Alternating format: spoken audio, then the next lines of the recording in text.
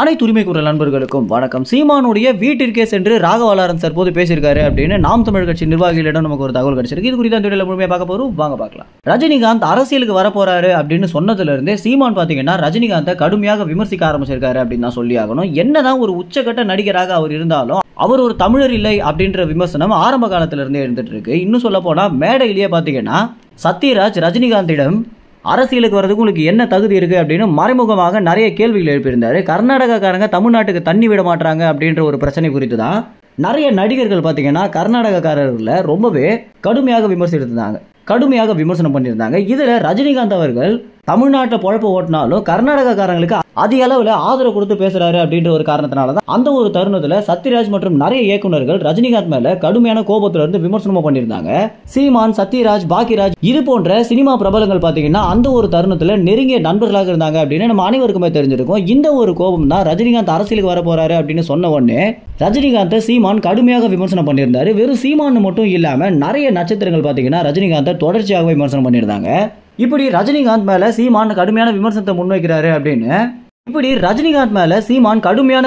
முன்வைக்கிறாரு அப்படின்ற கோபத்துல பாத்தீங்கன்னா ரஜினிகாந்துடைய தீவிர ரசிகரான ராகவா லாரன்ஸ் நிறைய இடங்கள்ல சீமானை குறித்து கொச்சையான வார்த்தைகளை விமர்சனம் பண்ணியிருந்தாரு. இந்த ஒரு விஷயம் அப்படின்றது இந்த ஜல்லிக்கட்டு போராட்டத்திலிருந்து தொடங்கி கொஞ்ச நாட்களுக்கு முன்னாடி ரஜினிகாந்த் அரசியலை விட்டு போறேன் அப்படின்னு சொல்றது வரைக்குமே பாத்தீங்கன்னா நடந்துட்டு தான் இருந்துச்சு.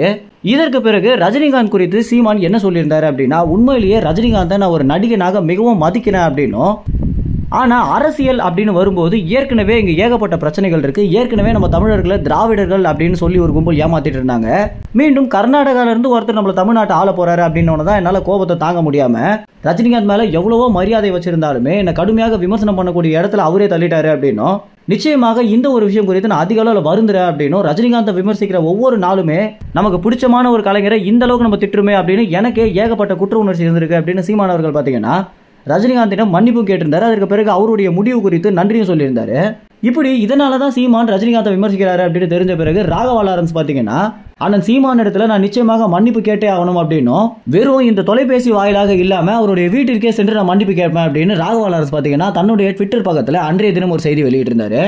இந்த விஷயத்தை நிறைவேற்றுறதுக்காக தான் தற்போது ராகவா லாரன்ஸ் பாத்தீங்கன்னா சீமானுடைய வீட்டிற்கே சென்று மன்னிப்பு சொன்னது மட்டும் இல்லாம அவருடைய அரசியல் குறித்து நிறைய வாழ்த்துக்களை சொல்லியிருக்காரு அப்படின்னு நாம் தமிழ் கட்சியுடைய நிர்வாகிகளிடமிருந்து நமக்கு ஒரு தகவல் கிடைச்சிருக்கு.